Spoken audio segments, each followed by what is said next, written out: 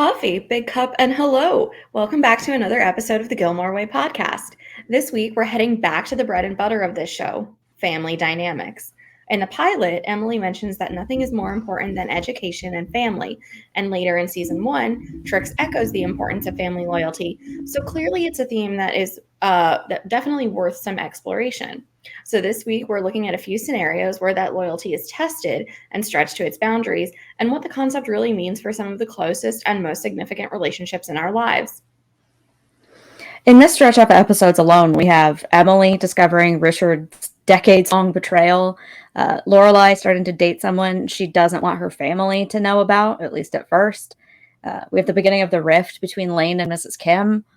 And coming up in subsequent episodes, we also have all kinds of family issues with Luke, Liz, and Jess, as well as Jason and Floyd a little bit later on. But before we get into all of it, this is your weekly reminder that this is a Spoilers All podcast. So tread carefully because we will be spoiling just about everything. If you could quickly do those YouTube things, like, subscribe, comment, share. They're fast and free, and it really helps us out. Yep.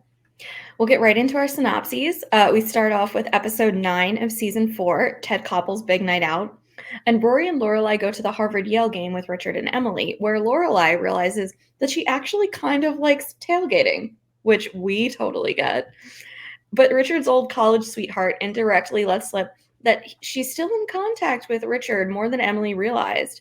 And Richard reveals that he's had lunch with her once a year since he and Emily got married.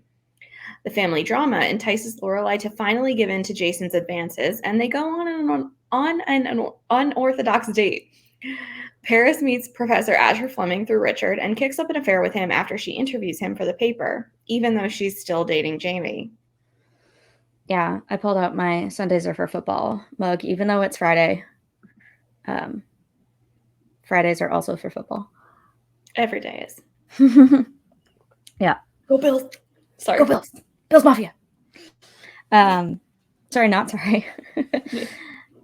Season 4, episode 10 is The Nanny and the Professor. When Michelle finds out that his nemesis, Tobin, has returned from Utah and is acting as Davy's new nanny, he offers to babysit, and his new game called Baby Crepe lands Truman under the bed. He has to call Lorelai for help and for reassurance that Tobin won't worm his way back in and push Michelle out of the dragonfly. Rory and Paris are being initiated onto the staff of the Yale Daily News, but when Paris splits to meet up with Asher, Rory is left to cover for her, and she's not too pleased with Paris's irresponsible behavior. Something pot, something kettle? Yeah.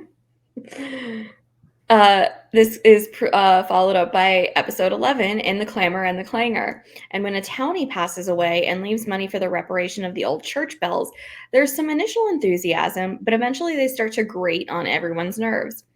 Lorelai discovers that Luke has moved in with Nicole in Litchfield and is angry that he didn't tell her. Once again, something about the pot and the kettle? I don't know. I guess it runs in the Gilmore DNA, apparently. They end up sneaking into the church and breaking the bells with Reverend Skinner's blessing, coincidentally. Lane's band lands a gig at CBGB's thanks to Gil's connections, but when she doesn't tell her mom that she's going to be in New York all night and just sneaks out, she ends up at Rory's dorm after their gig is canceled. When she returns home, she finds her mother has discovered her secret floorboards and closet, and Mrs. Kim tells her that if she wants to live like a rocker, she needs to move out. Rory hears that William, the cute guy she asked out at the end of season 5, has been spreading stories about a girl basically stalking him. She assumes it is her and is left with egg on her face after she confronts him about it, and he tells her the story of another girl from the dorm aggressively pursuing him. Man, In the Clamor and the Clangor really has like 4 or 5 fairly strong plots. There's so much in that episode. Yeah, good stuff. It's like that mid-season. Yeah. Like it's right smack dab in the middle, and they cover a lot of ground in that one. They have to like make a lot of pivots. Yeah, for sure. Not all of it relevant to what we're going to be talking about tonight, but definitely an episode that is chock full of juicy goodness.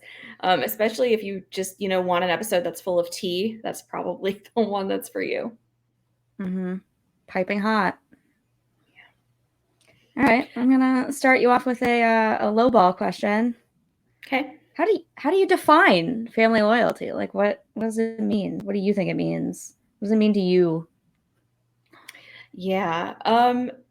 It's an interesting question to start out with because I feel like a lot of people equate loyalty to just blind allegiance when I think that it's actually probably something that should be not synonymous whatsoever. Um, I'm sure that we all have family members that we love immensely and that we care about, and family members who are black sheep, perhaps not the greatest individuals, who we can or do not want to associate with, and who we choose to not actively make a part of our lives. So it's interesting to say what family loyalty is because, first and foremost, I think, should you be applying family loyalty to everybody that either shares your blood or has your last name?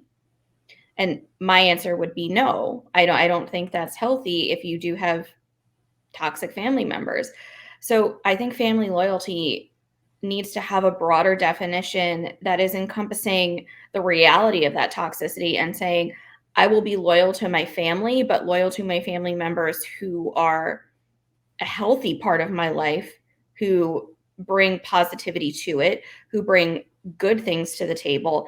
And if and when those individuals, are a part of my life, I'll be loyal to them in the sense that I will have their back. I will always be there to support them, to try and uplift them and bring about their happiness and their own personal well being, but not in a way that is going to negatively impact my life. So I think family loyalty needs to be measured by also just looking internally at yourself and saying, I'll be loyal so much as it benefits me and not harms me. And that's not to perpetuate that sort of notion in a selfish way, but I think family loyalty needs to exist among family members in a way where everyone is lifting each other up and supporting each other in a way that is not detrimental to any one party or any one person. And if that loyalty starts to negatively impact somebody, I think then we need to scale it back.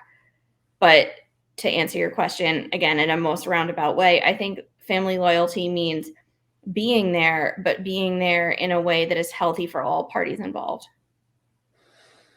Yeah. It is. It's a complicated, broad kind of definition. There are a lot of different components to it, and I think you hinted at something there when you said that it has to come from both sides. It's like, one, it needs to be earned. Like, you need to be worthy of that loyalty, and that entails not being a crappy person, basically. And that kind of leads into the next point. It's about mutuality in a lot of ways, where it's like, I support you, you support me.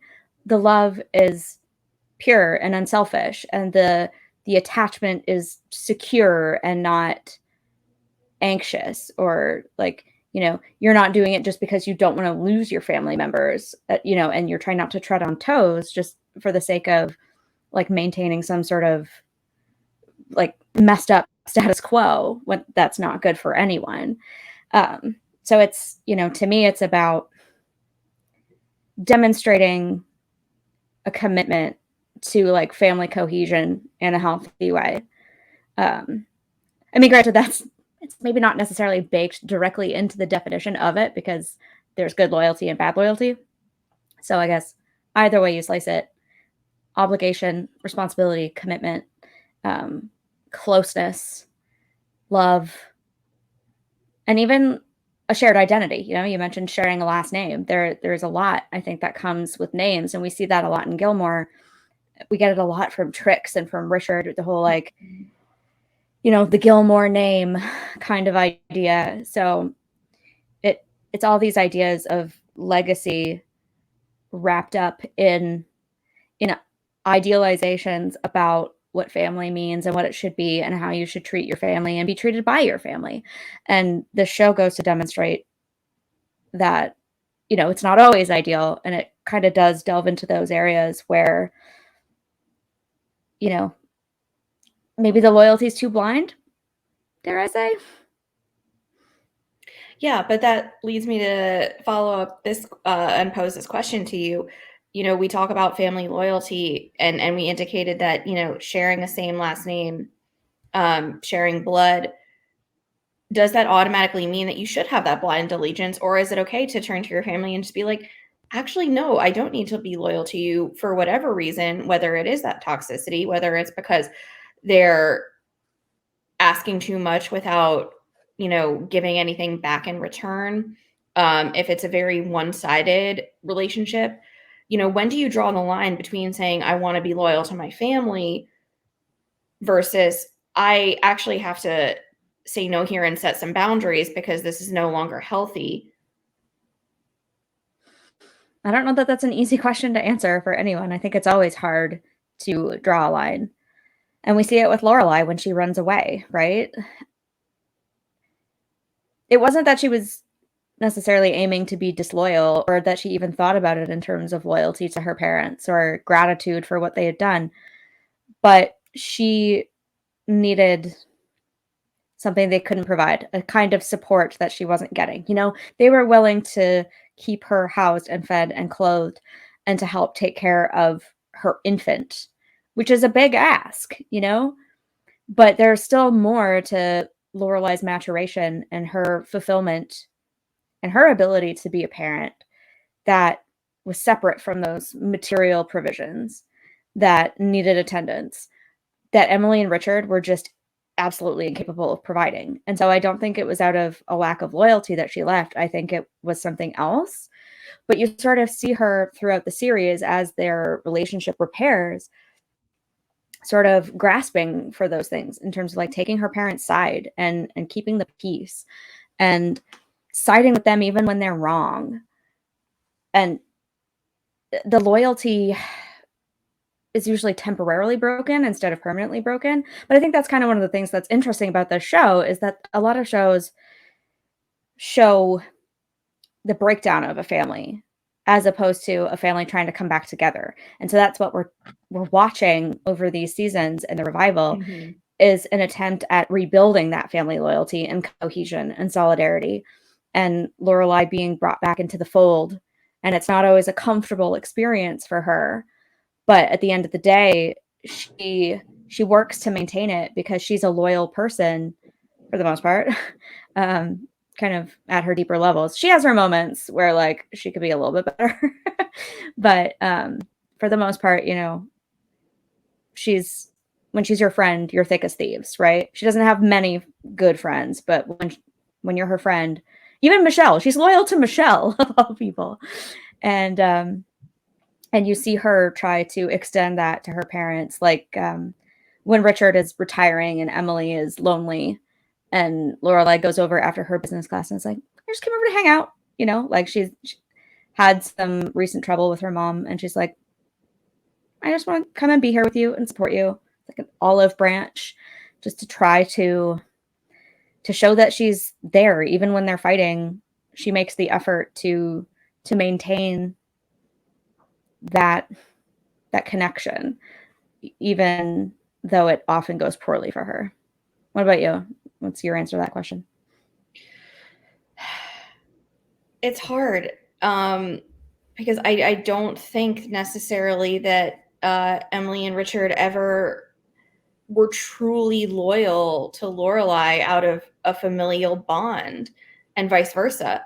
And it's kind of one of the points that I wanted to illustrate and ask you about when we see them getting back together in season 1 and trying to reestablish that familial relationship. The ground that they're standing on is a financial obligation one, where it's like, I'm not re-entering your life because I want to. If anything, this is probably the last thing that I want to have to encounter at this point, but I need help. And Emily takes that and runs with it and says, I'm going to make her financially obligated to me. And then I'm going to perpetuate that into saying she needs to be here for Friday night dinners, whether she wants to be or not. And Lorelai definitely probably wants nothing to do with that whatsoever. Even Rory, whether she wants it or not, is just like, is it Christmas? Is it Easter? Like, what's going on here? But the foundation for them trying to rebuild that relationship was just based on not a mutual desire to want to re-enter into one another's lives, but just because I'm going to hold the money bag over your head and just be like, if you want it, you'll come on Friday night and get it. Talk about unhealthy. Yeah, when I say mutual obligations, indentured appearances, basically, like, and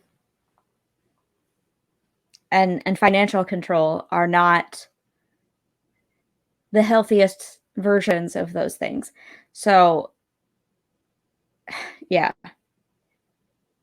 I agree with you. They think they're loyal, or they're loyal in their own ways. I think all of the Gilmores are, especially Trix, Emily, Richard. I think it's clearest with those three. They think they're loyal, or they hold that as a value. But then they're, in the name of being loyal, quote unquote loyal, I use that term semi loosely with them. They end up overstepping, and so they try to support and they try to do what they think is right for their family members, and they try to keep them on track and hold them to certain values. But when the values don't align, like their Gilmore values are, you're going to an Ivy League school, you're going to look respectable to society, you're going to marry well, you're going to be successful in business, you're going to have children at an appropriate time and carry on the family name. These sort of superficial values are the driving force of those elder Gilmores, and it completely clashes with Lorelai and Rory's ethos entirely. And so that's where you start to get these issues creeping out. And you don't necessarily see them with some of the other, well, you see it a little bit. You see it with Chris, less so with Logan, because his family kind of has that same waspy New England, we're rich, you have to, carry on the family business and look good doing it, marry the right person kind of expectations. And Logan doesn't seem to chafe at it as much as Lorelai and Christopher do. And we'll get to Chris a little more in a moment. But yeah, I think it's not the healthiest when those bonds of loyalty are built on the wrong things, I guess. So yeah, the way Emily behaves, especially, is trying to achieve loyalty and cohesion through manipulation. It's a method of control. It's not true love, understanding, support. It's not unconditional. And that's where she strays, because she thinks that she's upholding this idea of loyalty, and she's not. Yeah. But it's interesting too, because I feel like we talk, like, the whole concept of, like, people's love languages exists in the universe. I feel like there's also perhaps like a loyalty language, and it kind of goes hand in hand with what you're saying, where Emily thinks that her behavior and what she's doing is loyal, and that she is supporting her daughter, she is supporting her granddaughter through providing the means to have her go to like this really fancy private high school, and then continuing on into her college years with the both of them paying for Yale. I think that they think that that's their loyalty love language, so to say, for lack of better phrasing. It's like, we'll just not throw money at you, but financially provide for whatever you need, and that's us being loyal. But it goes back to what you said too, where it's not just that, it's Emily's way of manipulating them and controlling them to continue to be a part of her life, because probably without that money and that financial agreement existing, they would have never re-entered her life or continued to remain a consistent and weekly part of it in the way that they are. So it kind of just disturbs me a little bit, because it's like, that's not really loyalty. That's again just a sense of manipulation. But on the other side of things, I don't think that the Gilmores are completely spineless or heartless in that regard. I feel like they do show their loyalty and their love in their own ways. And I think of, Richard having his heart attack, and, them flocking to the hospital to be there for them, when, again, the re-entry into each other's lives is still so fresh and still so new. Even though that is your father and your grandfather, they didn't have to show up. They didn't have to be there at the hospital and sit in the waiting room and wait for news and wonder what was going on, but they did. And so I think that's, in their mind, they're showing their loyalty and their love in a way that's maybe not just outrightly saying it or speaking it, but it's there through their actions as well. Yeah.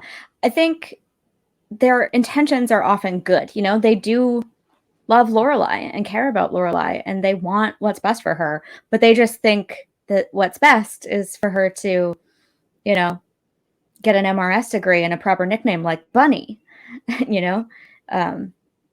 They aren't great at actually listening to what Lorelai thinks is best for Lorelai, or what Lorelai thinks is best for Rory, or what Rory thinks is best for Rory. They just kind of overstep and try to assert their own will. And you're right, that's not true loyalty. That's like trying to force compliance and a kind of cohesion or like solidarity to the outside world that's largely a facade designed to impress others. And that's not the right place that should be coming from.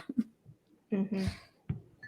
So why don't we talk about what I think is sort of like the first big instance on the show where this idea is kind of really on display.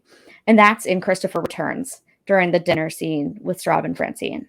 Mm-hmm. So let's talk about Richard's reaction and then Lorelai going to him in his study and how he sort of turns it around on her. What are your thoughts on, the displays of family loyalty at play between the Haydens and the Gilmores? I love it and I hate it all at the same time, because I feel like he was sticking up for Lorelai as his daughter. I think that love for your child is still there and is still present, even, though she, ran away at the age of 17 and hasn't been a part of your life for the past, decade plus. Richard never stopped being a parent. And even though he was never really a perfect one, far from it, I don't think he ever stopped loving his daughter or caring for her or wanting her well-being to maybe not even be necessarily at the forefront of his thoughts and his desires, but it was an active part of his thought process where I still want to see my daughter be happy and successful and flourish. But selfishly, it's problematic because when they get into the study and, it's just Lorelai and Richard talking, he says, like, why do you think I did it? And Lorelai's just like, I don't know, Dad, like, you tell me. And he's like, I did it because the family name was under attack, because the Gilmore name was being sullied, and I could not stand for that happening within my household. And if I was Lorelai in that moment, and I think we do see it from her, she realizes a little bit like, this was not just all about you trying to back me up or showing care and love and support for me in that moment and that sense of loyalty. It was selfishly also about how this was reflecting on you and the family surname. And so like that hurt. And I think we see that hurt play out on Lorelai's face. And again, God bless Lauren Graham for wonderful acting in that scene, with just showcasing that for us. But she's realizing it wasn't about my dad just loving me or being loyal to me in that moment. It was also selfishly how he was being seen and how the family was being seen in that moment. And so I love it and I hate it, because he was standing up for his daughter, but he was also making this moment largely about him and how he looked. And what Straub and Francine did, I mean, specifically Straub, it's like you just crapped all over Lorelai and her decisions and the choices that she made in life, with Rory as your own granddaughter, whether you are a part of her life or not. Straub and Francine, that is still your granddaughter, that's still your blood. And at the end of the day, still a human being, emphasis on human being, whether you ever want to acknowledge her as, your blood and your family. It's a person with feelings who is sitting right there hearing how you just pretty much don't give a what about her either, and how it's just everything that has happened ruined my son's life. and he wasn't able to succeed and flourish in the way that he could have, and it's your fault, and it's your fault, and it's your fault. And there's so much blame and shame just being cast right and left at all of these parties that essentially just leaves Lorelai, and especially Rory, there being like, wow, I suck, especially for Rory, I suck because I exist. And then she has to go into the kitchen and contend with that. Yeah. In a way, Richard is almost as bad as Strobe here because, Strobe is over here railing on Lorelai and the whole situation being like, the whole Hayden legacy ends with Christopher because you seduced him, you ruined his life, you had that baby, ended his future. And then, Richard publicly stands up for Lorelai, but then in private, he holds a very similar sentiment. I mean, but granted, I also think there's a little more empathy from Richard's side because he saw the reaction of Emily specifically, where it's like, you left us. You treated us like lepers. Did you know your mother couldn't get out of bed for a month after you left? Lorelai just kind of is living in Lorelai land where she's like, whew, I'm free and I'm happy and I'm living life on my own terms, without necessarily considering, like, she knows on some intellectual level that her teen pregnancy was devastating to the family and was very embarrassing, but she doesn't care as much as they do. And so she tried to just sort of like avoid it and shut it out. And I don't know how much she ever processed truly what it was like for them to have to tell everybody what happened. It's something I haven't really contemplated much. You might have some thoughts about it to add once I'm through with my thought. But I just find it interesting to consider, like, yeah, we're all individuals and we're humans and we're part of families. And it's like, what do we owe to our families just by virtue of being part of them, right? Like, at the end of the day, Lorelai is biologically a Gilmore, and it's a moniker, it's an identity, it's a set of history and expectations, not all of which she's super pleased about. But at the end of the day, her actions still impact other people. And so it's just like, again, where's that line with appropriateness? But kind of going back to the point at hand is like, yeah, Richard is almost just as bad as Strobe because he still holds that same value of it ended with you, like, you didn't live up to our expectations and we were devastated by what you did, and kind of turns it back on her. So, as long as it looks good to the outside world, it's fine for Richard Gilmore. And I'll get more into him in a little bit when we talk about him and Floyd. But I really didn't love this moment for Richard. But I also find it interesting to look at Emily's reaction because once Christopher comes to town, she's really excited. She's like, let's get Strobe and Francine over here for dinner. She thought it would be a wonderful reunion, everyone together. She didn't think it would happen. And for Emily, the idea of family is stronger than the reality. Like, she wants this perfect image of a family without contending with just all of the hurt and the complexity and the emotion that is still there for this particular group of people.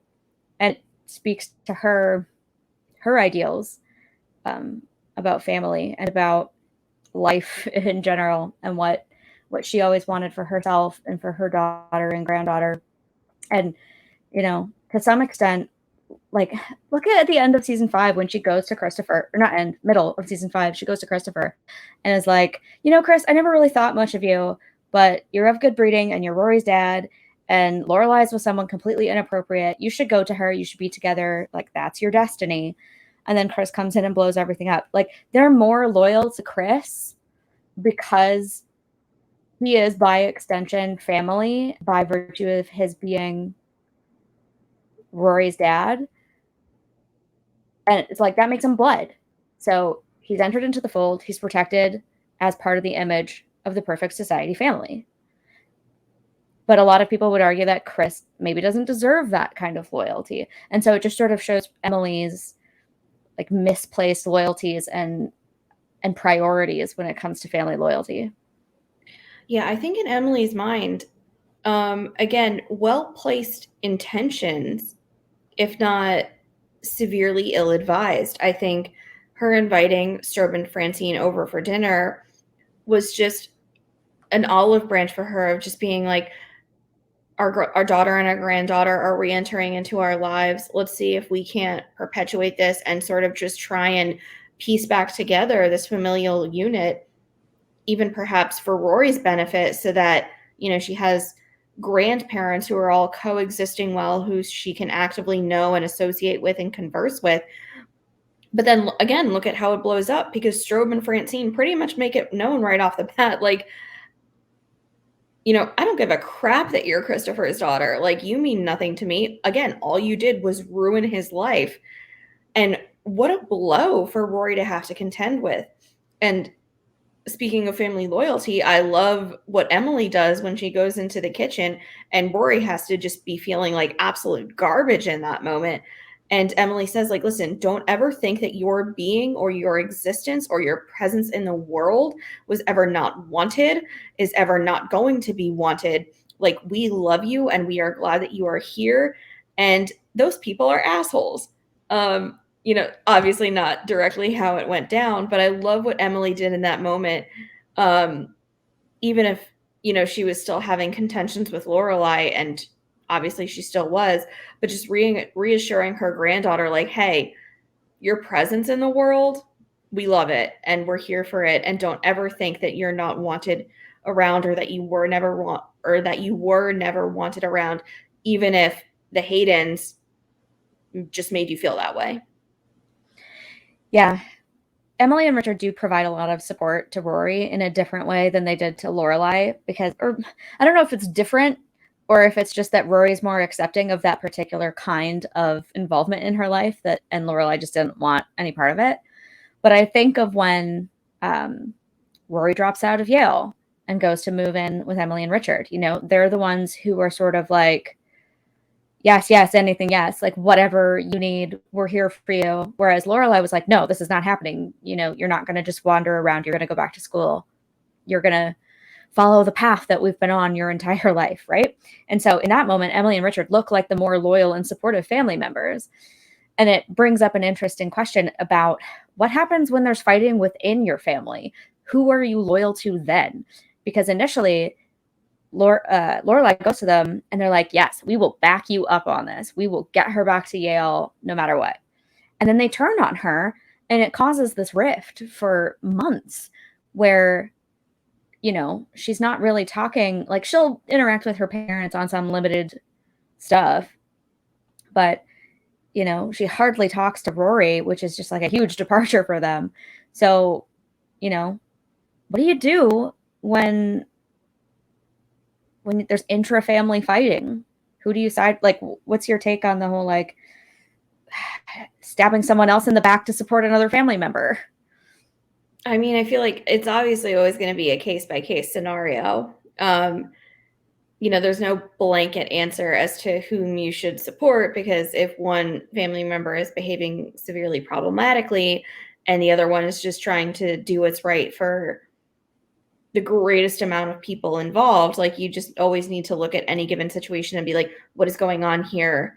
What are the specifics of this interaction, or, like, how things are unfolding, and then decide who I'm going to support.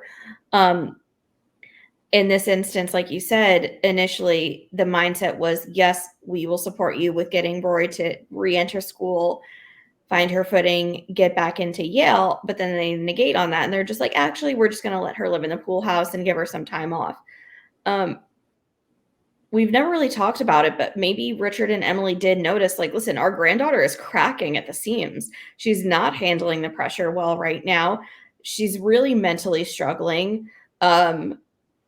The pressure that she's put on herself with all of these courses and what she's trying to achieve at Yale is really not good for her right now. So maybe it actually is beneficial for her to take some time off. It's not that we don't want her to go back to school. It's not that we're never going to push her to go back to school, but maybe we're not going to do it instantaneously in the way that Lorelai wants and in the way that we agreed to try and make that happen.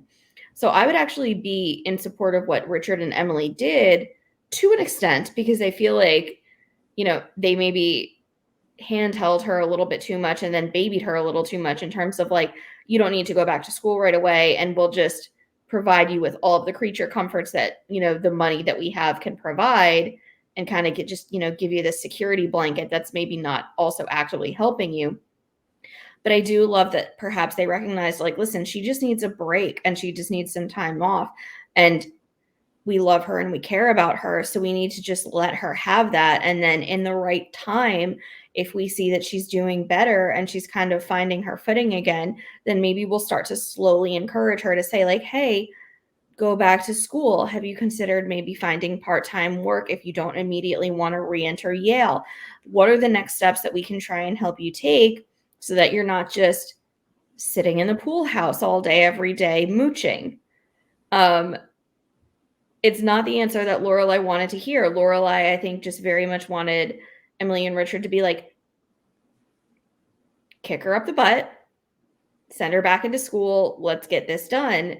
And so in that moment, I would side with what Emily and Richard did as sort of a more compassionate response to how Rory was feeling and what she was going through, as opposed to Lorelai, who was just maybe a little bit too cold towards the situation and towards her own daughter, and just not recognizing how bad her daughter was struggling in that moment.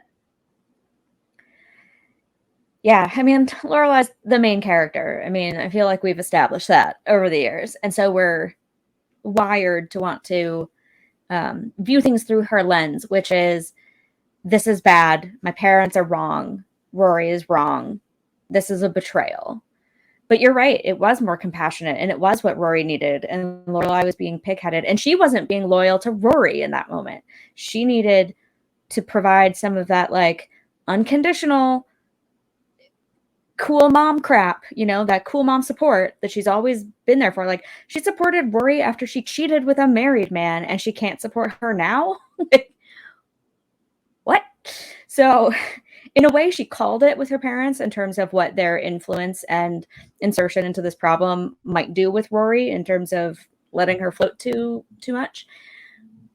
But her approach was wrong too. And so, yes, they went behind her back. But yeah, it's like, I guess, how do you judge the situation? Is it sort of like objectively whoever's, more on the morally correct side, I guess?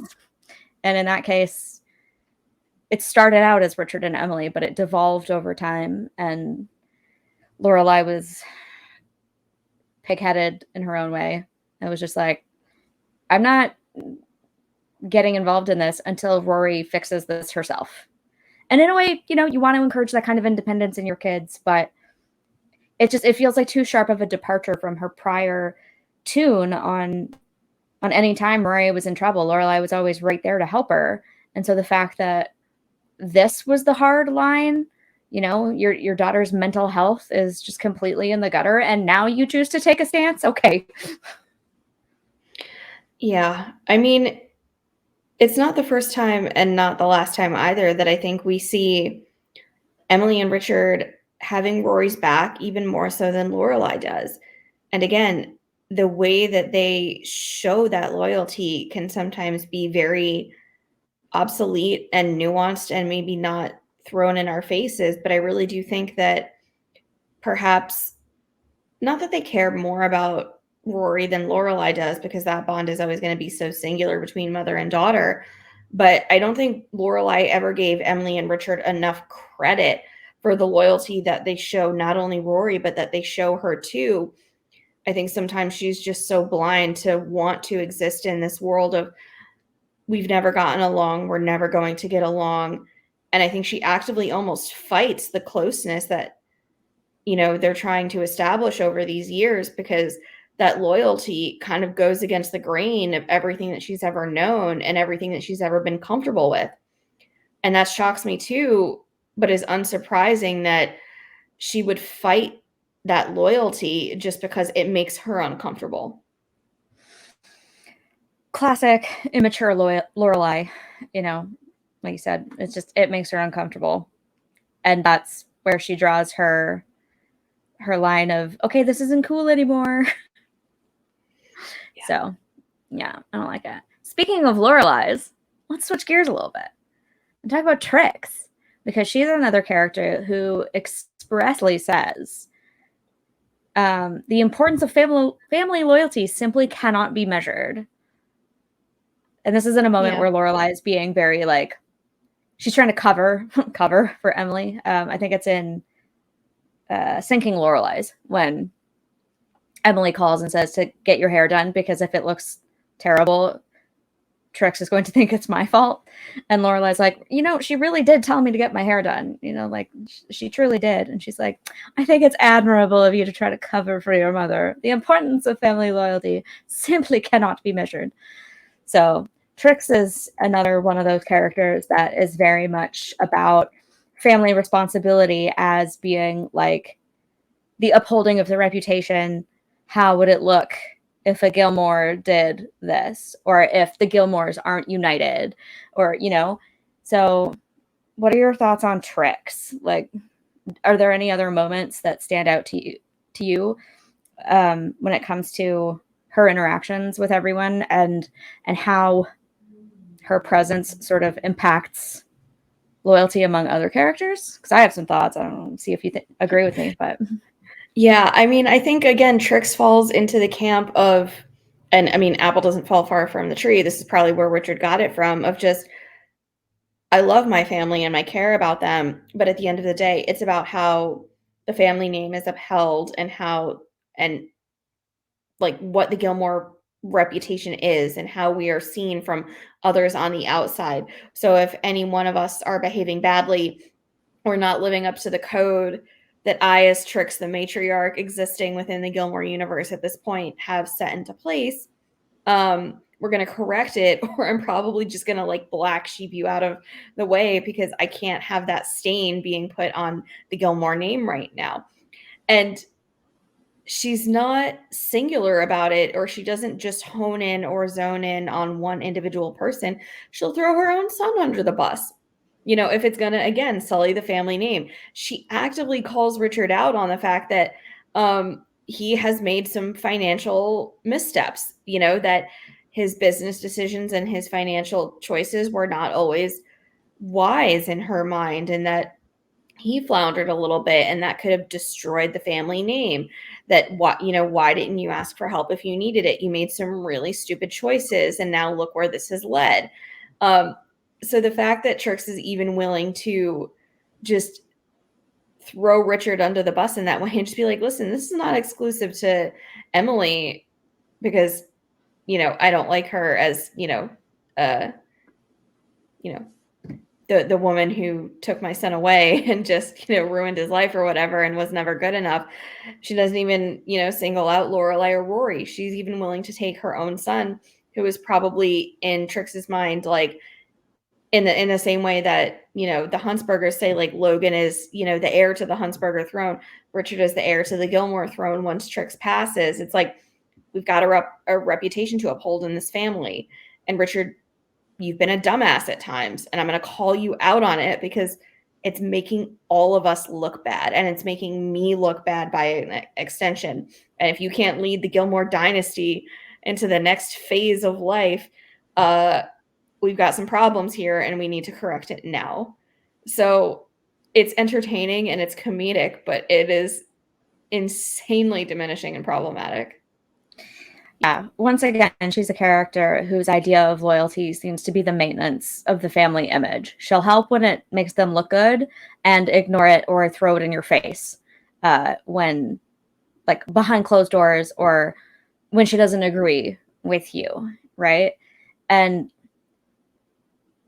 she's awful to Emily. Obviously we have the carbon copy letter incident after she passes away. And, that just kind of goes to the point that Richard, we can't know for sure, but I would imagine Richard got that letter. If she's got the carbon, where's the original? Richard probably read it, and therefore he knows how his mom feels about his wife. And so the fact that he sort of brushes off Trix's abuse of Emily, just her constant mental flogging, and attempts at public embarrassment of her daughter-in-law. And Richard's just sort of like, oh, like, it's all in good fun, Emily. Like, it's not that big of a deal. Like, it's just how she is. And he, like, never takes his wife's side. That's pretty terrible. And then in that same episode where she passes, you know, she's just been awful to basically everyone in the family a few weeks prior. And Emily's own friend has also died. And Richard is like, ooh, do I have to go to Sweetie's funeral? Like, Jason's planned golf with Mr. Homoto. Like, I can't, you know, like, I'm busy that morning. Like, are you going to be cool going without me? Ouch. Come on, Richard. Like, this is your wife. She's lost a dear friend and you can't be there for her. And on top of it, like, a day later, now your wife is holding the bag, not only of her own grief, but of your grief and of everyone else's grief, and is responsible for laying your mother to rest, even though she has spent years hating and abusing her. And you can hardly pull your head out of your ass long enough to see this. And like, only once like all of the stress of the wake or funeral is over, do you finally offer her any crumb of loyalty, where you're like, you know what, let's not put her ashes on the mantle. Let's bury her with Dad. That seems like the right thing to do. You know, she doesn't have to look over you for eternity. And so it's just, you know, you see this sort of spineless version of Richard with his mom and his wife, where it's like his own twisted sense of family loyalty, where he always picks his mom over Emily. And that's not healthy, especially because his mom is basically objectively terrible. But, you know, and when you think about Richard and his behavior in that situation and in other situations, you start to see that he's actually probably one of the least loyal characters on the show. Like, Emily, in her own way, and in the way that she thinks is appropriate, is one of the most loyal characters on the show, or at least that's her aim, right? She's fiercely devoted in her own way to her family. She tries to be there for them, to do what she views as the right thing, even if it's not what they need. But she's always like there. And eventually she kind of gets her head on straight. Like, you know, there's Haunted Leg and there's So Good Talk, examples with Christopher and Luke, respectively, where she's finally like, yeah, I messed up. Sorry. But I'm still taking my daughter's side. Like, I'm still going to do what's best for my daughter. On the other hand, Richard can be sneaky, underhanded, entirely self-serving at others' expense, and downright vindictive when provoked. And so this isn't exactly family loyalty, at least not for Richard in the sense, because it's his business partner. But I want to move us along to talk about the situation that comes out of like Jason going into business with Richard and dating Lorelai, and what happens when Floyd comes to dinner. I was about to say, are we ready to go there? And I guess that we are. Let's do it. Let's do it. Everything that happens here is just the epitome of what this show presents us with family loyalty. And there's so much at play, like you said. There's Floyd and Jason. There's Floyd and Richard.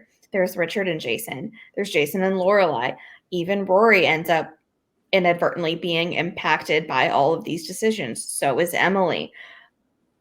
There are so many wonderful places that we can start. I don't know if we necessarily need to break down what happened, because again, if you're watching this episode, we assume that you've seen the show, so you understand how all of these business deals went down and how everything unfolded. But I guess we'll start by asking you just a very basic question as we dive into unpacking all of this. Who was ever right in this situation, if anybody? Would you give that, I don't know, award, so to say, or that moniker to, like, was Floyd right? Was Richard right? Was Jason right? Who came up on, like, first place on the podium? Who got the gold? And then who's silver and bronze, so to say? My gold medal goes to Jason, because Jason was sincere and honest the whole time. He came to Richard, and even though he did it with a little bit of sass, he was like, "You're the best my father ever had. I have the youth and the contacts and the ideas, and you have the respectability and the experience. Together, we could truly be a force and make a great company." And like, yeah, I want to see my dad's head explode a little because, you know, again, with the idea of legacy, right? He's been working there for a long time. He has been hanging around the office since he was a kid. He started working there straight out of Harvard. And he just wants to do something on his own. And he comes up with an idea for a successful business venture with someone he can trust. And he, as far as we can tell, behaves entirely above board the entire time. Emily doesn't love it because it's a shift away from what she's used to. And it changes her dynamic and her role in the home with Richard. So, but I don't think that's Jason's fault. I think that's the fault of the like antiquated idea of Emily only existing to serve Richard and his business. So, and the thing with Lorelai isn't really his fault. He liked Lorelai and he wanted to date her, and he was totally willing to tell the parents. You know, it was Lorelai who said, "Let's not say anything. Things are going really well, and I don't want interference or input or anything that will sort of screw this up." And Floyd obviously comes in hot, and his motives are entirely selfish. Like during that scene, he says, you know, "I'm protective of what I do, of what I have." He's not protective of his son. He doesn't give a crap about Jason. Jason is entirely thrown under the bus by him in this scenario. It'd be one thing if he came after Richard for what he perceived as like some sort of interference with his contracts or his business. That'd be one thing. But to file a frivolous lawsuit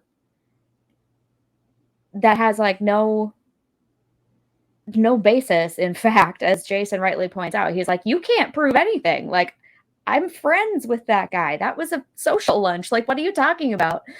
And then Floyd's like, "I don't care. I'm going to bury you in legal fees." Like, he went in knowing that this is a frivolous lawsuit, which is bad. Just, we'll get there when we talk about law. Filing frivolous lawsuits is like no small business. And so he's doing this entirely to manipulate everyone and throwing his own son under the bus to do it. I mean, granted, yeah, Jason left him, but I don't think he ever really cared about Jason. You can see it in the way Jason talks about his childhood. Like when they run into him at the benefit and he's like, "Yeah, my dad asking me about my golf game is a little too touchy-feely for me. Like, we've always been like this. We're not close." Floyd was not a good dad. And he was probably also not a good boss, not a good business partner.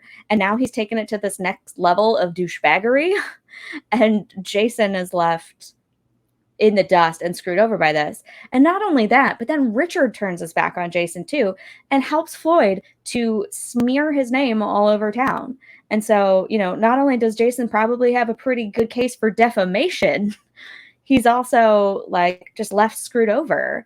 Like, just his girlfriend leaves him because she's like, "I can't be with someone who's suing my family," even though Richard is so in the wrong. She goes to him and he treats her horribly, and yet she still picks her family because, again, with that sort of like blind loyalty, that like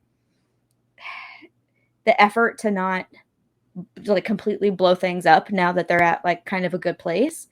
And she lets, I think part of that, going back to Trix, is when Richard's breaking down after Trix dies, he's like, "You only get one set of parents, Lorelai. Remember that. Like, I wish I had remembered that. She did everything for me. She gave me everything, basically. She was so strong. She was a saint." And so, you know, just a couple of weeks prior, Lorelai comes off of this sort of like emotional plea from her dad about like, "Yeah, this is really the only true family I have," even though she obviously has her Stars Hollow community. But I think she takes that to heart. And so when she sees that the things are about to get very complicated and, you know, litigious with her boyfriend and her parents, she's just like, because this idea of family loyalty, this mentality that family is paramount, that family is forever, regardless of who's correct or morally right in this situation, I'm just like, "Oh, Lorelai, no, you made the wrong call." Like, Jason was squeaky clean. I mean, you know, he has his moments where he's a bit of like, you know, where he says the wrong thing and I'm like, "Oh, come on, don't be that guy." But for the most part, like, he's a really good dude and he treats her well and he wants to be the mature one in this situation. He wants to have Richard's trust enough to fix the situation with his dad, and Richard won't allow it. And so he just gets totally screwed in this whole thing. Wow, that was quite a diatribe. You will hear more about this when we get to season 7 and we talk about law. But, and maybe even a little next week when we talk about Jason Styles. Indeed.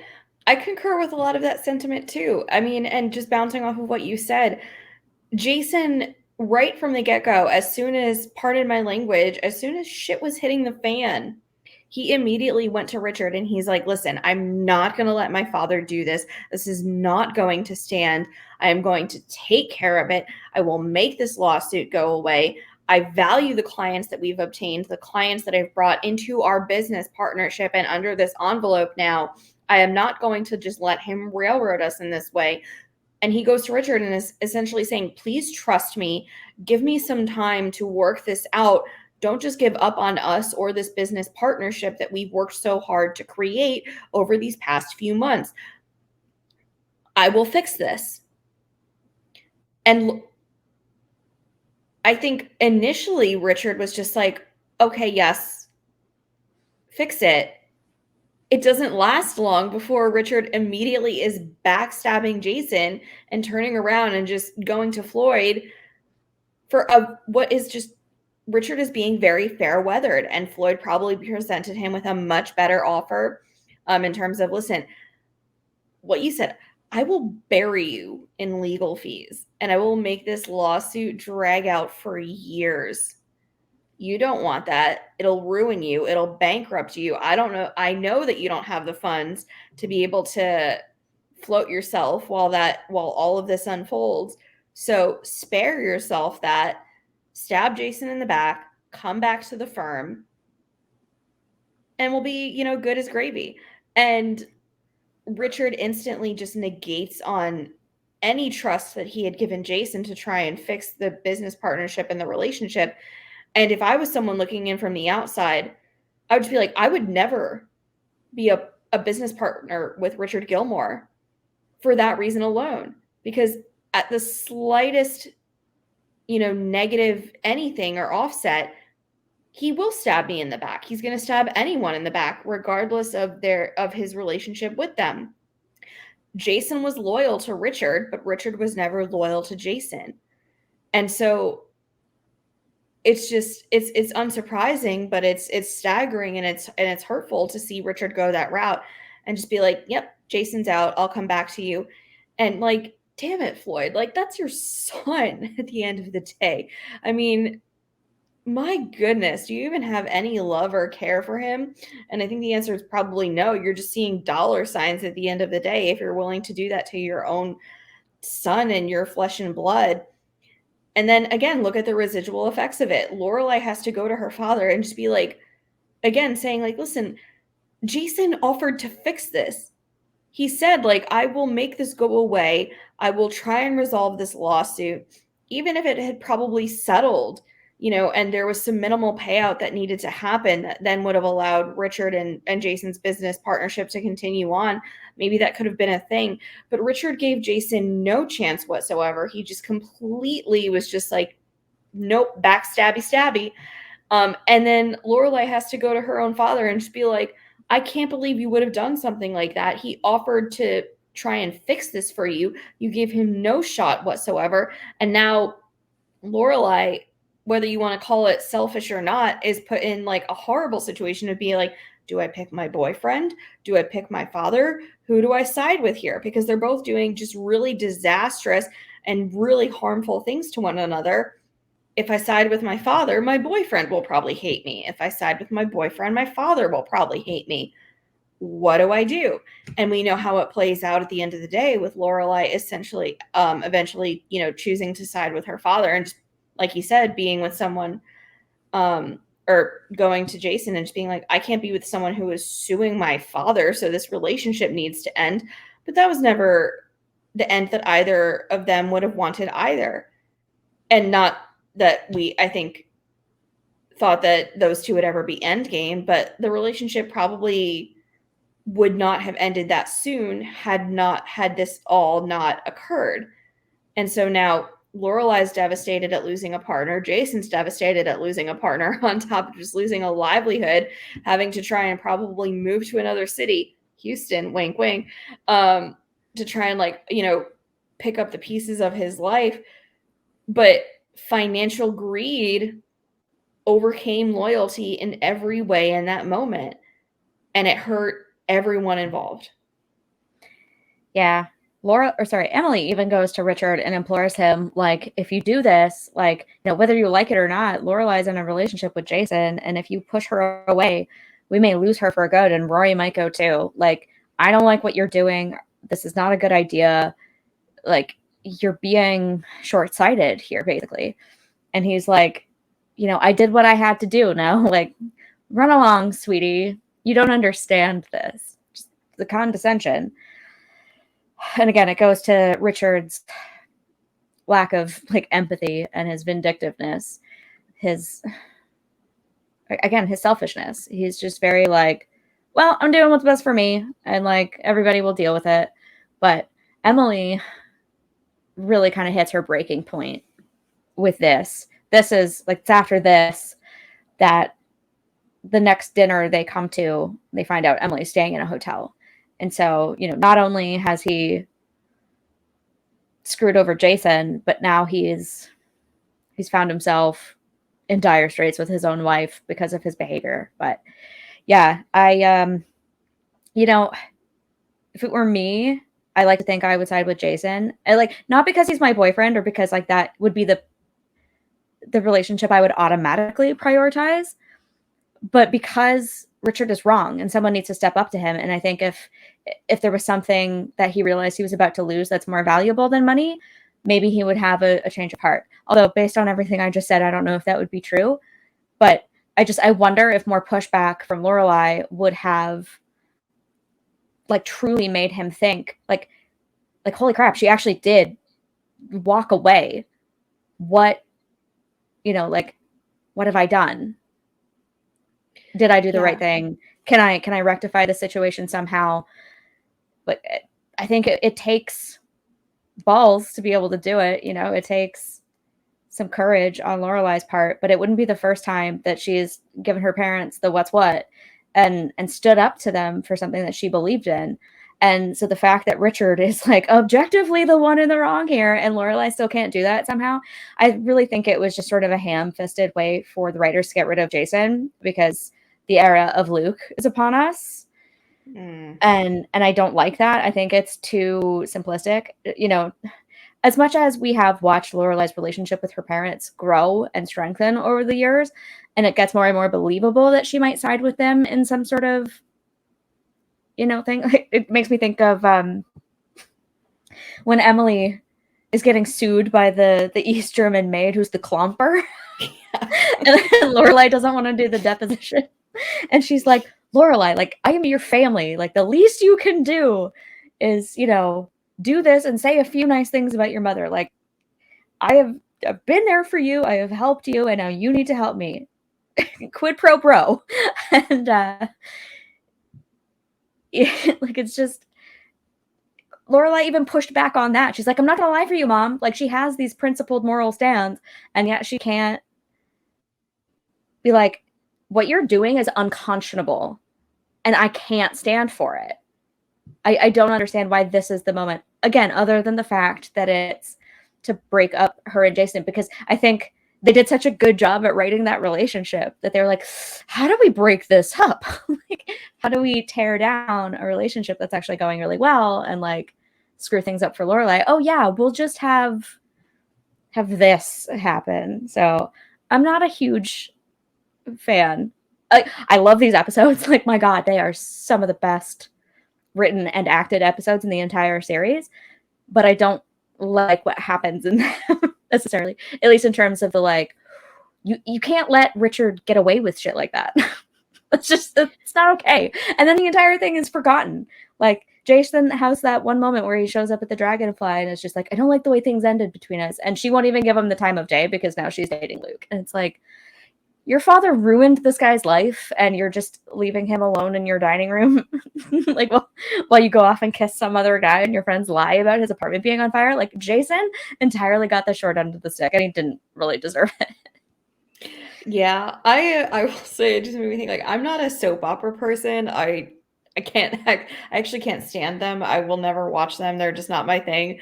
But these few episodes here are just like the most well-written, entertaining soap opera-y feel sort of episodes that you can feel, with like the relationship dynamics falling apart, with the constant backstabbing, with family drama and all of those breakdowns.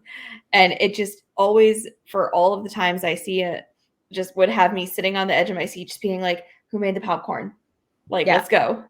It's very melodramatic, but it's well done. But like, yeah, you get like a business snafu, a lawsuit, a breakup, a divorce, a wedding, a bachelor party where they all get kicked out for fighting. Like, all those episodes at the end of season 4 are just so, like you said, soapy.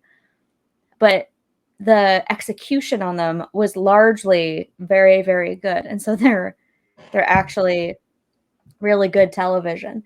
So I love them. But let's move on to, I think it's like pretty much the last thing I wanted to get to. And that's sort of like extended family. Because, you know, you can sort of bring people in, obviously. You know, you have marriages and partnerships and you have children. That introduces an entirely new dynamic. People die, and so that will change the way other members of the family interact with each other. But I wanted to look kind of at Luke. Like earlier you mentioned Richard's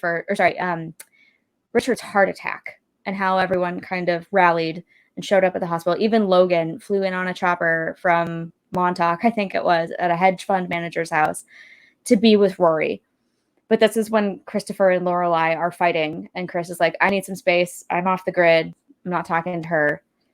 But Luke shows up at the hospital with food, and he goes and gets Richard's car from Yale, and he shows up at the house and he shovels the driveway for them, or the walkway for them.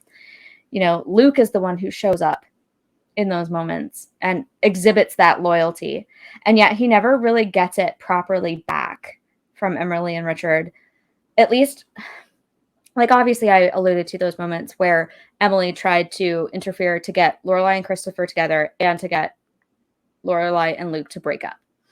And I think she learned her lesson from those, in that she can't interfere too much in her daughter's relationships to the point where she causes a breakup, because she knows it won't go well for her. She knows that she will be found out.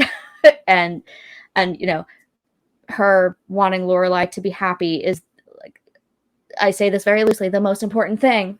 And so she tolerates Luke, as does Richard. Mm-hmm. And so they do everything they can to try to make him respectable and to bring him into the fold in a way that comports with their values and way of life. And it doesn't really work. And so I think they're only loyal to Luke insofar as being cordial with him doesn't tank their relationship with Lorelai. So what do you think about that whole dynamic and like the loyalty that may or may not be extended to partners or people who are sort of brought into an existing family? Yeah, it's so horrible starting out from Richard and Emily, but mainly Emily, because I think it's not that they would never be loyal to one of Lorelai's partners. I think they would be, but I think that loyalty would be conditional on, is this a partner that lives up to the expectations that we have for you? And again, is someone that is going to make us look good by an extension if you end up marrying this person, settling down with this person, having kids with this person.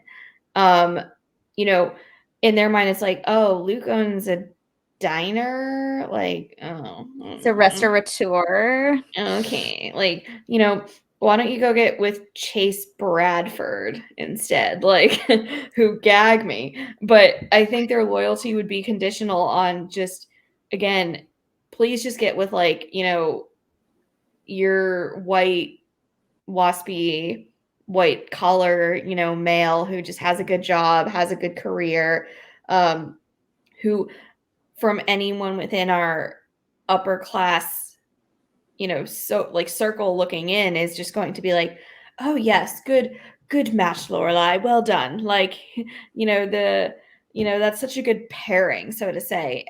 Even if it doesn't equate to compatibility or chemistry or a genuine love for one another, I feel like initially, Emily and Richard's mindset was just, please just have her end up with somebody who's just going to make the family and us look good by an extension. And Luke was never going to do that. And it's shocking to me because even from early on, Emily realizes these two have chemistry with one another. And I see it and I acknowledge it. And that's why, she even says, like, you two are idiots. She calls it out. I just think she doesn't want it to necessarily unfold because, again, it's not the ideal match that is just going to lead the Gilmores into, like, the next century and next generation, and allow them to be on the pedestal and look as good and as shiny to the world as they do right now. Thankfully, over time, I think their mindset changes where they're just like, we just want our daughter to be happy, and we want her to be with a partner that's going to be good for her and that is just going to allow for her happiness and a healthy relationship. I think they do get there by the end of the show. And especially with Emily in the revival, as we see the scenes between, her and Lorelai, kind of acknowledging the hurt and the pain that they've caused each other, but kind of coming to that sort of resolution. But at the end of the day, that loyalty started out with just being conditional again on, I'll be loyal to your partner if it's a partner that I deem appropriate, not what you want, but what I want. And no parent should ever do that to a child. It can't be that way. Yeah. Can I just point out for a second how gross the concept of good breeding is? Like, when you really think about that, it's nasty. So, like, ugh, no. It really shouldn't be the benchmark, guys. And yeah, conditional loyalty is not loyalty. I think that's just kind of like definitionally, it can't be conditional if it's loyalty. And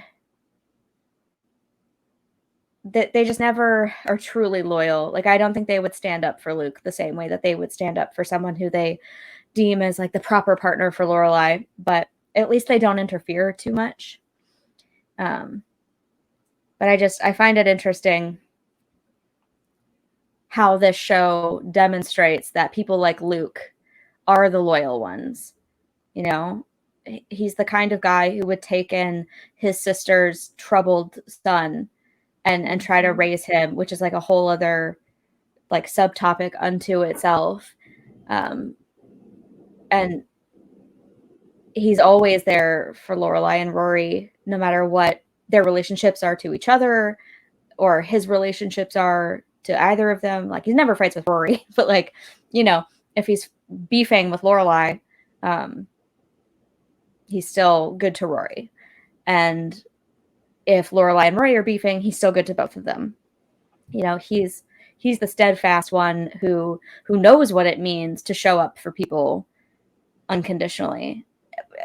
To a degree, like, there are some conditional moments with Jess where, Jess isn't living up to his expectations and living up to their agreements. And instead of working to resolve it and continuing to support Jess, he's just like, you got to go. So he has his moments where he could be better, but he usually comes around. And so I think the show tries to use him, not always totally successfully, as a beacon of what loyalty, like real loyalty, is, as opposed to Richard and Emily and Trix's version of it, where it's like, if you make us look bad, you're out of the family, and we're going to lie about it to cover it up. We're going to do whatever it takes to like distort the unflattering parts of this to make us look good. And, it's all about the reputation, the image, the name. But Luke is there as someone who is meant to represent that core of commitment and dedication to friends and to family. So I think he's a really interesting case study. I would agree that he is, but do you think that that loyalty ever was, again, just too blind on his part or went too far? Especially with him agreeing to take on Jess as a 17-year-old and come and let him live in his space that is clearly at that point. I mean, the space above the diner could be remodeled for a partner. It certainly was not set up to host a child or a minor at that point. I mean, he wasn't really ever even able to provide Jess like an adequate bed or a sleeping situation. And not that Jess cared, because I think he was just like, I have a roof over my head. I'm going to do my own thing anyway. But when we see him agreeing to take on Jess and come let him live with him because, that's my sister and that's my nephew, so I owe them that responsibility, and it's my duty to step in here and say yes to this agreement and come let him stay, and maybe I can try and course correct Jess in his life, get him back on track. As family, it is my responsibility to give him a roof over his head and a bed to sleep in, and to take this on when, again, I don't think he didn't have an adequate and sufficient living space. He probably had the money and the resources to provide in terms of food, and obviously a shelter space, but it wasn't conducive for, I think, what Jess really needed at this time. And that leads me to wanting to pose you this question, like, in terms of that loyalty, like, what do we owe our family in terms of taking on a responsibility like this? Should it always just be this blind allegiance where, if it's family and I have a minor child, someone under the age of 18, or perhaps even, someone who is just physically handicapped, who is in need of care because they can't support themselves or take care of themselves, or perhaps even a senior citizen who is just, at that point in life where they just need care beyond what they can do for themselves, are we obligated as family members to take on that role of caregivers and assume that level of responsibility? Or do we have the right to just be like, listen, I'm not in a position to be able to do this right now, so I have to say no, and it's not from a lack of love or a lack of family loyalty, but it's just the realism of the situation where I can't do this right now. And does it make any one of us a bad person if we have to turn our family members down in that way? Once again, I don't think this is a question with a clear answer, because I think it's very situationally dependent. Because on the whole, yeah, I think filial obligation, or a sense of it, is important, especially when you do have a good relationship with your parents. Because, the older generation raised us and gave us what they could. And, you shouldn't have kids just to take care of you in old age. But, it's sort of like you cared for me when I was young, and now I'm caring for you, because this is what you do for people you love, right? You take care of them, you keep them comfortable, and you help them when you can. That said, there are situations where it's legitimately like, I simply cannot. I'm literally not in a position to be able to do this. And so, it doesn't make you a terrible person if you can't. But I think someone in Luke's position, while it was not ideal for, just having his own space and his own privacy or whatever, you're right. He has the resources. He's single. He doesn't have any other children. He can provide support and employment and encouragement to this young, troubled guy. And he's kind of right when he says, it's family. You take care of family, right? He, at the end of the day, does very much love his sister. No matter how much she screws up in his eyes, he's always going to be there for her. She comes in season 4, like a couple episodes time, and it's just like, I screw up a lot. Luke comes in and fixes it. Then I screw up again, and he does it again. Like, it's a pattern with us. And it goes to, I mean, is it a little too blind with Liz? I still want to argue no, because at the end of the day, Liz lost her mom young. They both lost their dad at a certain point. she didn't probably have the kind of emotionally supportive environment she needed to grow up in. Look at what Luke turned into, like just gruff, grumpy, stubborn, unchanging, uncommunicative. Imagine, like, that's probably what his dad was like, and therefore Liz grew up with a dad like that and no mom. Of course, she's kind of going to get off and get into some trouble herself. And so she's troubled too, and she has issues, but I don't think that makes her a terrible person necessarily. It just means that she has some stuff she has to work out. And so the fact that Luke is there for her to support her despite her shortcomings and her issues in life, I think that's admirable. And it's certainly admirable that he is willing to take on a teenage boy and try to guide him through his last years of high school and into adulthood to try to make him an upstanding member of society. I think he did the best he could with what he had. He was ill-equipped for like real parenthood at the time, but I think that was a moment where the family loyalty was justified. It wasn't necessarily blind. He could have done a little more to like think it through and be like, how can I really prepare for this? I don't have a ton of time, but like, how can I knock this out of the park? He's a little too laissez-faire at first, but his heart was in the right place, and I think it was the right thing for him to do. Yeah. I mean, I don't think you're wrong. Luke had, I think, in terms of taking on someone who was as troubled as Jess is, it was always going to be a daily battle, so to say, in terms of like, I care about my nephew because I care about my sister. I want the best for him, but I don't always know every single day how best to advise him. When he rebels and I find out he's doing things like skipping school and working 40 hours a week instead, like, what do I do about it? And I think Luke has to contend with the fact where he's just like, I honestly, I don't know.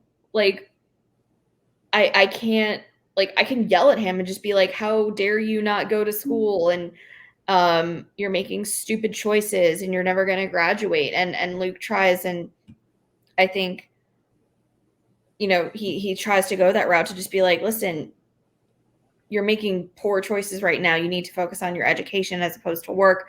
Work is always going to be there for you, but like, you need to finish high school. But like, Luke was put into a situation where he's like, I've never been a parent. This isn't a child that I raised from birth. I don't know how to supervise anybody of this age. So I have to just take this day by day and be like, my nephew is screwing up. I don't always know how to fix it. I don't know what's right. I don't know what to counsel. I don't know what to advise. I want to be loyal, but that doesn't always necessarily mean I have all of the answers. And it's a hard thing, but I will go back to what you said. Like, I commend Luke for continually trying, for acknowledging that I might fail as a guardian because I don't know what's best. But at the end of the day, I will always try and make this work. And I think Jess would have always had, I don't think I know, like, Jess would have always had a place to stay with Luke and a roof over his head if he needed it, if he ever needed to fall back on him and just show up and just be like, I've got nowhere else to go. Please help me. Luke would have always been there and been like, yes, I've got you. Come inside. We'll figure this out. And I commend him for that because, again, even in the instances where he's like, I'm just blindsided here by his behavior. I don't know what he's doing. His life is just something that I feel like he's crashing and burning on. And not even just with Jess. I feel like Luke was always the person to just step in and just be like, if I care about you and I perceive you as family, whether you share my blood or whether you share my name or not, I've got your back and I'm always going to be there for you. And that's loyalty. I don't think anyone exhibits it on this show better than Luke Danes ever did. Yeah. You're right. He, even in a few episodes time when Joe shows back up, and he's gonna sleep in his car, Luke takes off for the night to his place with Nicole, and he's like, the key's still there if you don't want to freeze to death. Like, he would take Jess in at any point in time, put him up, whether it's for a weekend or for a few months or whatever. Like, he's always there for Jess. He's always there for Liz. And, nobody's perfect. You're not always going to have all the answers or all the resources. You're not always going to know, but you can get support from other people. And I think, that's where he kind of faltered at first with Lorelai, when Jess comes to town, Lorelai tries to give him support, and she assumes he needs it and tries to step in to give it to him instead of waiting for him to come to her and get it on his terms. So I don't love that. But there are ways for him to overcome his own shortcomings. And what matters at the end of the day in the situation is that his dedication to his family comes out of this, like, again, admirable, principled place of, like, again, like, my parents are gone. This is all I have left of my family is my sister and my nephew. And then eventually TJ and Dula by extension. But that's really important to him. And then he kind of takes Lorelai and Rory into that fold as well and always cares for them. And even people like Kirk, he's kind of like a big brother figure to Kirk. And even when he's pissing him off, he'll still go out and find those last 12 eggs, like he's a good friend, even when he's messing up, even when he's yelling at you, throwing pans at your head and not being communicative. He's got, a very loyal heart. If you can say nothing else about him, he's got a loyal heart. Yeah. I would give top billing to Luke Danes. Again, as I just said, across the series, for probably one of the most loyal and steadfast characters that we ever see throughout the entirety of this show. Unless you want to debate me on it, he's going to take that gold medal for me in terms of loyalty. Nah, I mean, I haven't, like, gone through with a fine-tooth comb to dissect everybody else's decisions on a loyalty basis. But, like, if you just kind of cold cock me with the question, like, who's the most loyal character on Gilmore, I'd probably go with either, like, Luke or Suki, maybe. But we don't get as much of Suki. Her loyalty isn't as much of a centerpiece as Luke's is. Like, Luke's blind loyalty is a huge personality feature that is called out and highlighted time and time again. Suki's just kind of like good supportive friend in the background. Her level of loyalty to Lorelai is never really put at issue or tested in any real way, whereas Luke's is. And so I think it's a far more pertinent feature and question when it comes to him. So, he would probably be like the first thing that springs to mind. Maybe I could find someone else who has fewer issues, but he's right there. Yeah, I agree. Anyone else on this show that you want to transition to in terms of talking about loyalty? I know we've already been going for close to 90 minutes, but if there are other people that we want to talk about, now's the time. I think I just want to give one final shout out, and I don't know that this needs to be discussed in too much depth, but I did allude to it at the opening because this is sort of the batch of episodes where the rift starts with Lane and Mrs. Kim. And I think their sense of loyalty to each other is quite sweet as well because, Lane has this whole secret life, and I think she hides it in an effort to remain loyal to her mom and to try to live up to her mom's values and to meet her expectations, even when it stifles Lane. And even when she moves out and tries to live her own life, she still clearly loves and respects her mom. And they find a way to sort of mend the gap and bridge the gap to a place of a good relationship again when they can meet in the middle. And I think that despite their issues, you always see a sense of loyalty, especially from Lane. There's a brief moment where it's a little shaky with Mrs. Kim, but she finally gets back at it in like season 6 and 7 when she gets on board with Zach and helps plan the wedding and is there for Lane and Zach and the boys. Yeah, the divide that we start to see with them in this season is really heartbreaking because Lane has tried for so many years just to be the daughter that her mom wants her to be while trying to also contend with her own individuality. I mean, that's why we see her hiding CDs under the floorboard and having the secret closet because she wants to please her mother. I mean, if she didn't care, if she didn't give a crap, she would just, have a lava lamp sitting on her dresser and just be blasting all of these rock bands and all of this music, in her room day and night. But she hides this part of herself because she wants her mother to, like, she's loyal to her mother in that regard, in terms of, I know my mom has expectations for me and sort of wants me to be living my life in this way. And I may not always be able to do it, but I want to try and make her happy without necessarily sacrificing my own individuality. So this is kind of that bridge and that gap and the way that I can try and make the best of both worlds at this point.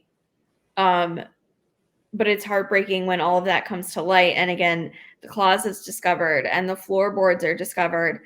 And for all of the effort that Lane has put forth to try and maintain this relationship with her mother, Mrs. Kim is just like, listen, if this is the life that you want to live, that's fine, but you can't live it here anymore.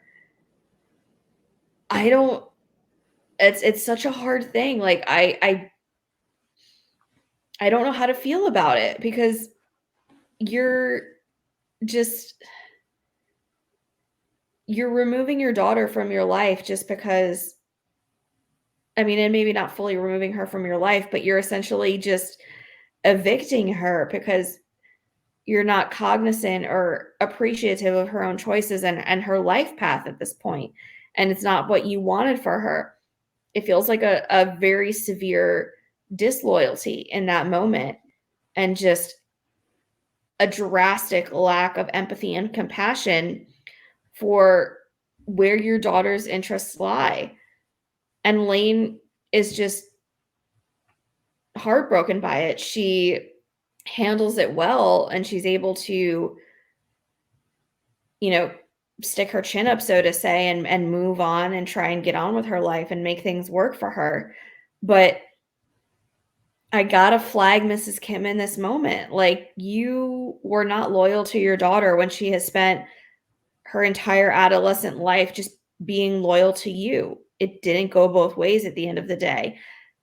She does make amends a little bit with eventually acknowledging, Lane's choice of a partner and being a good grandmother, but it took a lot to get there, and you really did a lot of damage to your daughter in the meantime. Yeah, there's a lot of overlap in the family dynamic between the Gilmores and the Kims, and that's obviously baked into the premise. It's a slightly different idea where it's more of a cultural and religious expectation versus a societal and class-based one. But the dynamics are very much the same, where it's like, I have this expectation for you, and these are my values, and you're going to live up to them, or we're going to basically disown you. And that's kind of what happens. And as you said, it's a moment of disloyalty from Mrs. Kim. She views Lane's behaviors, actions, and interests as a betrayal. And in a way they are, because there was a lot of subterfuge and a lot of hiding things. And, that's a lot of dishonesty from Lane. But, we sympathize with it because of the circumstances, right? And so, yeah, that moment where she kind of kicks Lane out is heartbreaking for that reason, because it's like, oh, like, you can't let the fact that she's your daughter and you love her and you care about her and you want to support her overcome your other stuff that's going on in your head right now. Like, you're letting that win. And so it's disappointing to see, but it's also heartwarming to see later when Mrs. Kim kind of starts getting to know the band, and she's like, actually, I kind of like them, and the music's okay, and I want you to be happy, and I want you to succeed, and I want to support you in this endeavor. I know I wasn't on board at first, but like, I'm gonna set up a tour for you, and I'm gonna set up a wedding for you, and gonna help you with your twins and all of that. So eventually, we have another family rift repairing through loyal actions. And so I think at the end of the day, I think you can have moments of disloyalty in any relationship and still have it be a loyal relationship on the whole, if that makes sense. Like, I don't know that any of us is truly capable of pure and perfect loyalty and healthy functional loyalty at all times. I don't think that's a reasonable expectation for humanity. But I think that doesn't necessarily mean that you're a bad person or that this relationship will forever be broken.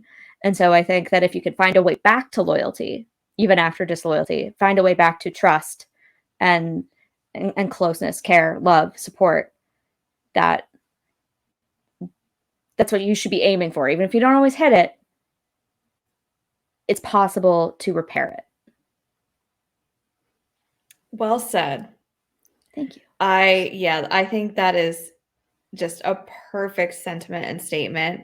It was very eloquently put, and that even gives me a lot to think about just within life. So, yeah.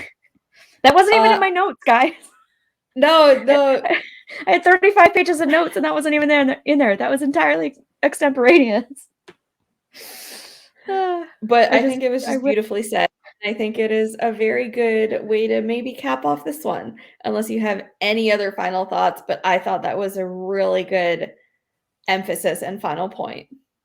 No, I think I covered all the major bases that I want to hit. I'm sure that there's more that we could talk about, and especially like loyalty with friends and like friends as family, loyalty with Stars Hollow. But again, that's a whole separate issue that we just need its own entire episode. So I will stop there.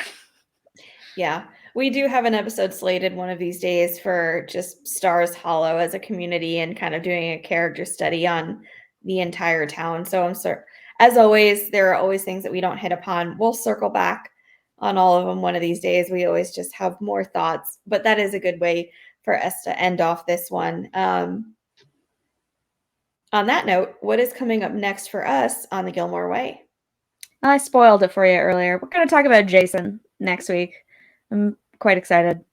As I alluded to, I really like Jason Stiles and his relationship with Lorelai and what that brought to season 4. So get prepared to listen to my thoughts about that at length, and Laura's as well. Yep. Please come back and join us for that. In the meantime, if you're starved for more content, it's the fall. It is officially Gilmore Girls rewatch season. Go binge those episodes, as you always should be. Enjoy your leaf peeping. Enjoy some coffee. Maybe pumpkin spice creamer and mine. Yep. Pumpkin spice everything. Just, let the fall juices and the environment flow, and just go back and watch some of those GG episodes, but also go back and watch some of ours if you need more content as you wait for next week's episode. We always do appreciate the support. If you always want to just leave us a comment or share any of the videos with your friends, we're always grateful for that as well. And please just remember to do all of those YouTube things for us. Please like this video, subscribe to our channel. It is one click and it really does help us out. And again, we can't tell you how immensely grateful we are for all of the support that we are constantly given and shown. Yeah. And on that note, we'll see you next Friday for dinner. Take care, you guys. And pumpkin spice lattes. Football. Go Bills. Bye. Bye. Go Bills.